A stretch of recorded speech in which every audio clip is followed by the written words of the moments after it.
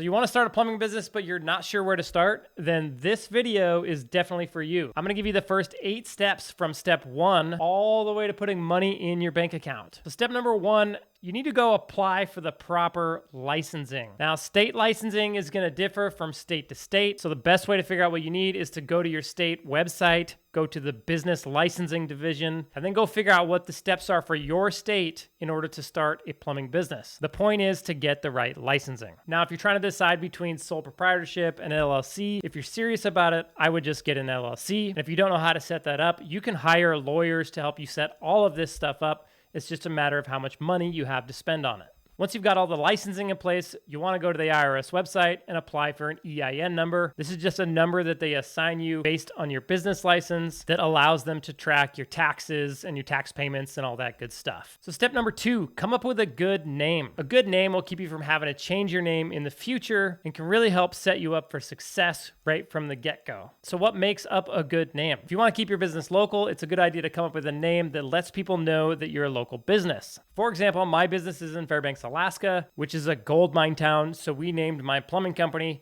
Prospector Plumbing and Heating. So it kind of fits in the community, looks like it belongs. There's other things there named Prospector, and people will most likely associate my plumbing company with a local company. If you want to take your plumbing company to multiple locations and maybe multiple states, then you're going to want to keep your name more generic. And typically you're going to name it something that has to do with the quality of service. For example, out in California, there's Absolute Air. Up in Washington, there's Full Speed Plumbing. And those types of names could be anywhere in the United States and they would still make sense. So once you have a good name, we move on to step number 3. Get a logo designed. A good logo goes a long way for the success of your plumbing company. It's your opportunity to kind of stand out and be different. Most plumbing businesses have a tendency to be really bland and boring and look just like every other company out there. If you can get a logo designed with bold colors and a cool mascot, it'll go a long ways towards building your brand in the community. The best logo designs that I know of are from Kickcharge Creative. You can go to their website and see examples of what I mean. They will set you up for success right off the bat.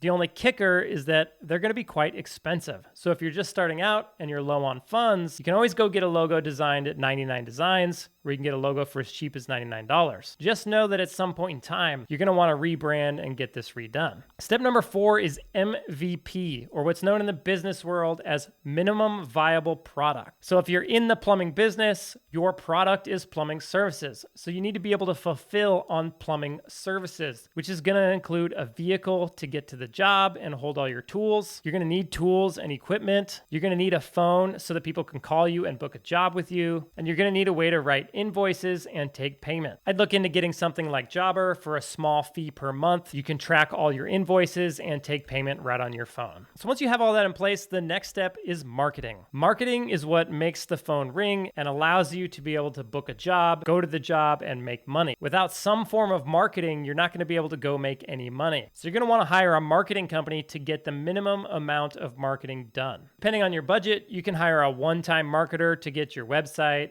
GMB, GLSA, and your Google AdWords set up. Or if you've got a little more money to spend, you can go hire a marketing company, put them on retainer, and they will just continue to work on your marketing month after month after month. But regardless of who you hire, you want to make sure you have your website, your GMB, your GLSA, your Google AdWords, and at minimum of Facebook and Instagram. So number 6, get to work and start running calls. This seems like an obvious step, but the more calls you run, the more reviews you're going to get on Google, which will only help you get more calls, and the more money you're going to make. And ultimately, you want to go make money and put aside some of that money to invest back in your business at a later date. Maybe you couldn't afford Kickcharge or to have a marketer on retainer. Now's the time to be setting cash aside for those kinds of things that you know that you're going to want to do later. Step number 7 is hire a bookkeeper. Once you start making a little bit of money, you're going to want to hire a bookkeeper to keep track of all your expenses, all the income coming in, and where all your money is going. This is going to help you to know whether you're charging enough or not, and it'll keep all your data in order for year-end taxes. So once you've got the proper licensing, you've come up with a good name, you've got your logo designed, you have your minimum viable product, you're doing some marketing, you've set some cash aside to reinvest in your business, now would be a really good time to go hire a business coach. If you're serious about running a plumbing business and you want to grow and scale it into something that can give you the freedom and the lifestyle that you desire, one of the best things things you can do is hire a business coach. They've been where you're at, and they'll be able to guide you in the right direction, answer your questions, hold you accountable, help you set up your pricing, your price book,